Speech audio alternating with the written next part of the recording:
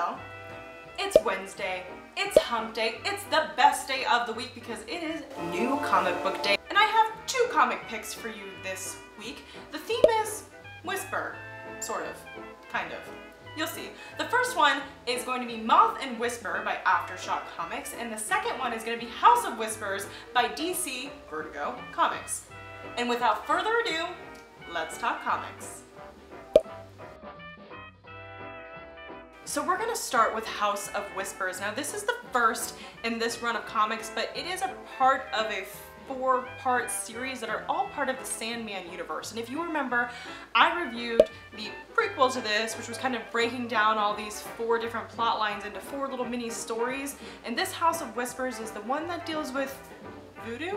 I hesitate to say that because there may be other types of sort of magic and deities brought into this, but at this point it looks like it's focusing on sort of the deep south and Louisiana and sort of connection to that kind of stuff, and it brings out some deities you may not be used to seeing. Somebody's like grinding metal outside. I swear this was the most quiet apartment complex until I started filming comic reviews. It also follows this family who appears to have no matriarchal sort of authority except the older sister, Latoya. So Latoya and her girlfriend are hanging out with the two younger sisters because dad is kind of, he's off on a date. He's sort of like a subplot, it appears. Maybe he's not so in the picture is kind of the gist that you get. So the girls are just kind of there hanging out, but you also have this party going on, this party with these deities. And you meet Mistress Urzuli, that's what I'm gonna call her. I'm sorry if I butchered her name. And she is beautiful. She's half woman, half mermaid, and in charge. And you get the sense that she's very fun-loving and also a giving deity and also likes to party. That's my kind of gal. You also meet somebody you saw in the prequel. He is the Crocodile King, but his formal name is Uncle Monday of the Brotherhood of the Teeth. It's quite a mouthful.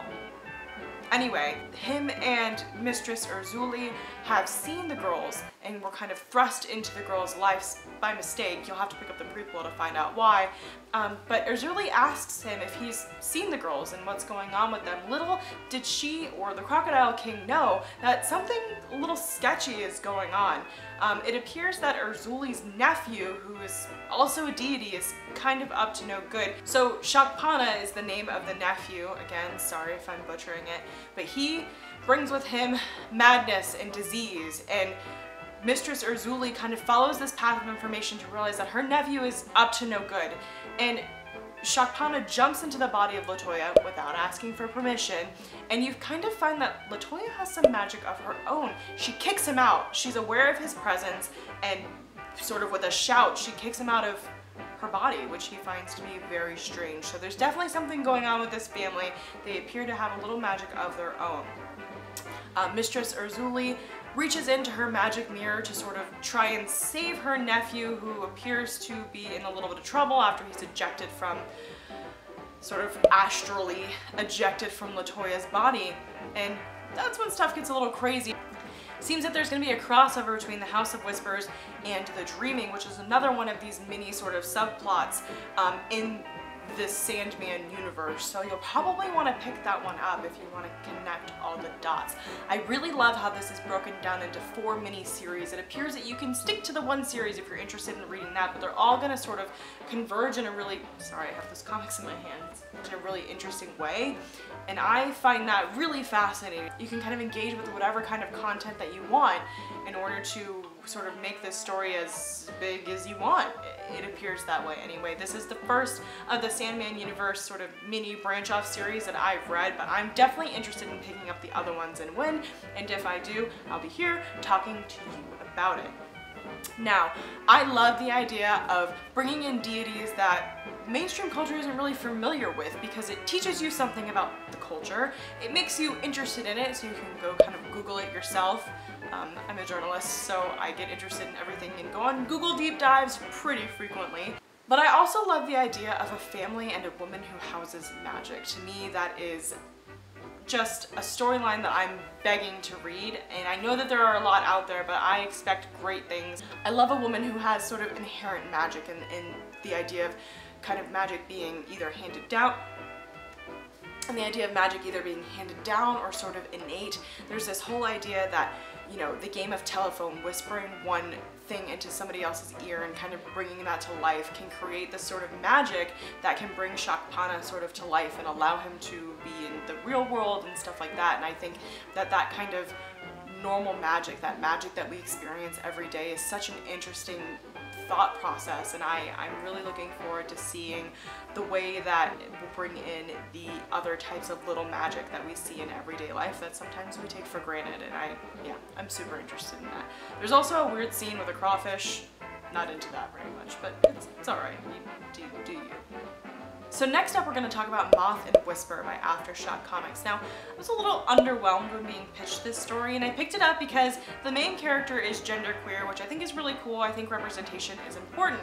However, I was pleasantly surprised by the content of this comic. I want to read the second one really bad. So, it's about Moth and Whisper, who are apparently two of the best thieves the world, or that state, or that country had ever known. Depends on who you ask. Now, Moth is a master of disguise. They can turn into anybody, anything, blend in, and it really allows them to be this sort of thief that nobody expects. And Whisper is there and then not. Nobody knows what Whisper looks like or sounds like because Whisper is sort of a ghost. And they both leave these calling cards behind, and that's kind of the only way that you know you've been duped by them. It talks about how they have no morals and they'll even go up against each other and steal stuff from each other, and you learn about this as you're watching Moth and Whisper sort of commit these crimes. Then come to find out maybe Moth is Whisper or Whisper is Moth, and I was like mind blown. I thought that was crazy. I was like, there's no way, and then I was like, oh, that's so genius. Well, come to find out the actual Moth and Whisper have been missing for about 6 months, and their kid, Nikki, is sort of moonlighting as both of them. So their parents, my ears itchy. So their parents just up and disappear and leave behind untraceable funds for them in this sort of shadow account sort of made in case something terrible happens, and left behind the tech that they use to become Moth and be a master of disguise, and also the stuff left behind as Whisper, so that way sort of this tech realm is really open to you as a thief.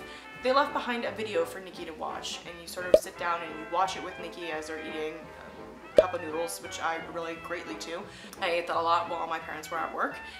And you watch this video with them, and it's Nikki's parents telling them that if they're gone, they're seeing this message and Nikki needs to disappear too because something is going on. But of course, it doesn't tell you exactly what's going on. Doesn't it tell you exactly why they left? It seems like this video was left in case of emergency just to let Nikki know that it might not be safe and they need to get somewhere safe. Well, of course, Nikki's not going to listen to that, because what kind of comic would that make? Nope, they're going to take all this tech, they're going to become Moth and Whisper, and they're going to find out who did what to their parents. And you kind of learn that there's one crime lord that Moth and Whisper wouldn't dare work for.